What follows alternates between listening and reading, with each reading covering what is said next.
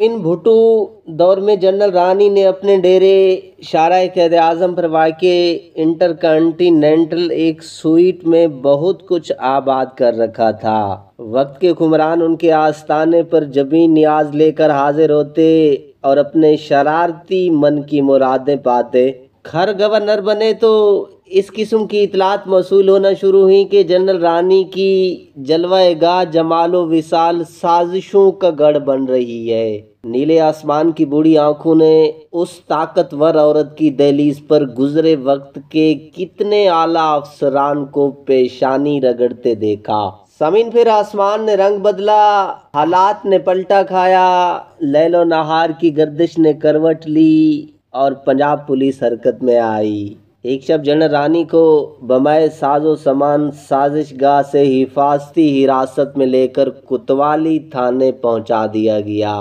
कोतवाली थाने की हवालात में 20वीं सदी के जहांगीर की ये नूरजहां मज़ार बेकसी बनी दीदा इबरत निगाह को दावत गौर व फिक्र दे रही थी। अखबारी नुमाइंदों को इतला मिली तो हर कोई भागम भाग कोतवाली पहुंचा।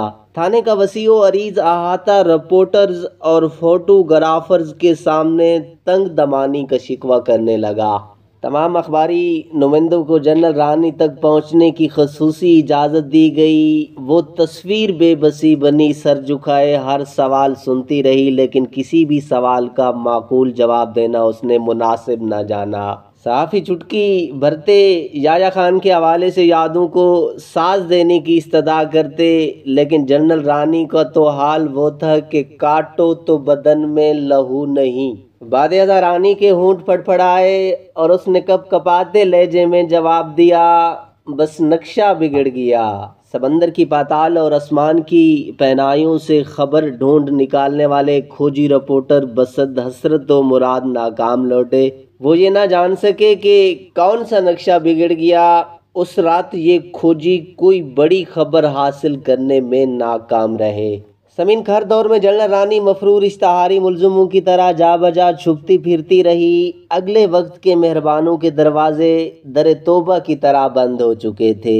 नी आईवान इक़्तिदार उनके लिए शजरे ममनुआ था, नी ज़माना था, साज और राग बदल चुके थे। जनरल रानी को जिंदगी में पहली बार इस किस्म के नाखुशगवार हालात का सामना करना पड़ा। वो अपने आशनाओं से राब्ते करती, हर एक की मिन्नत समाजत करती, जाए अमा और दारुल अमा फराहम करने की फरियाद करती, लेकिन नए दौर में हुक्मरानों के जुल्म से बचने के लिए बैरोक्रेसी के असफंद यार और अफरा सियाब भी अपनी इस चहेती से आंखें चुराने लगे। वो रिवायती तोते की तरह साफ आंखें फेर चुके थे। दर दर की खाक छानने के बाद उसे ये मालूम हुआ कि पूरे पाकिस्तान में अगर कोई एक शख्स उसे पनाह दे सकता है तो वो है लाहौर का एक सहाफ़ी। एक रात तो उस अजीम सहाफ़ी के घर टेलीफोन की घंटी बजी। सहाफ़ी की बेगम ने टेलीफोन का रिसीवर उठाया। दूसरी जानिब खौफजदा लहजे में खातून मौजूद थीं। कहने लगी, बेगम साहिबा मुझे पनाह चाहिए, मैं एक मजलूम खातून हूँ, मुझे ज़माने ने धुतकार दिया है। कल तक मेरी चौखट बड़ी बड़ी नामवर पेशानियों की सजदा गाह थी और आज मैं जिस भी दरवाजे पर जाती हूँ मुझे खोटे सिक्के की तरह लौटा दिया जाता है।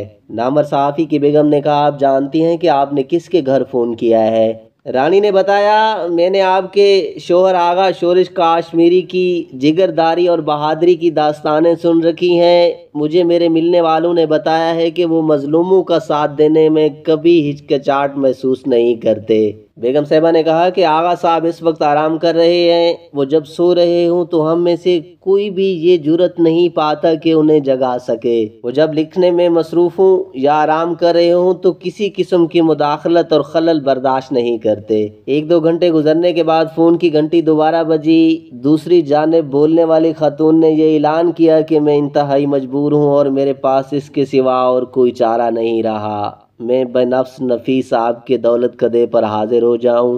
चंद घंटे गुजरने के बाद रात के पिछले पैर जनरल रानी आगा शोरिश काश्मीरी के घर के दरवाजे पर मौजूद थीं। आगा साहब को मजबूरी नींद से जगाया गया।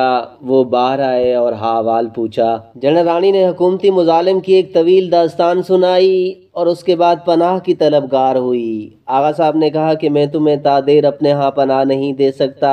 ये सुन्नत है कि जनरल रानी ने एक पुराना एल्बम आगा साहब को पेश की और कहा कि इस एल्बम में पाकिस्तान के सिविल और मिलिट्री बैरोक्रेटों और सियासतदानों और सरमायादारों की ज़िंदगी के मख्फी गोशे तस्वीरी ज़बान में हकीकत हाल बयान कर रहे हैं। आगा साहब ने जनरल रानी को अपने यहाँ एक रात ठहरने की इजाज़त दे दी। ये रात जनरल रानी ने आगा शोरिश काश्मीरी के घर के अकब में भैंस के लिए बने एक छप्पर के नीचे गुजारी। पंतारा होटलों, सदारती महलों और वजारती ईवानों की मखमलें और नर्म व नाजुक बिस्तरों पर रातें बसर करने की आदी खातून के लिए ये रात यकीनन क़यामत की रात थी।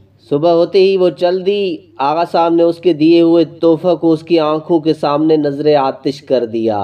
इक़्तिदार से महरूम होने वाले लोगों के ऐब उछालना बुज़दिलों का काम है। आज तुम ये तस्वीरें उठाए फिर रही हो, कल तुम उन लोगों के निगार खाना ऐश की रौनक होगी। आगा साहब ने जो कुछ कहा वो सच साबित हुआ। भुट्टो हुकूमत से जनरल रानी की खुफिया डील हो गई। जनरल रानी भी ज़ेरे ज़मीं चली गईं और उसके बारे में उछाली जाने वाली रंगीन दास्तानों पर भी पर्दा डाल दिया गया।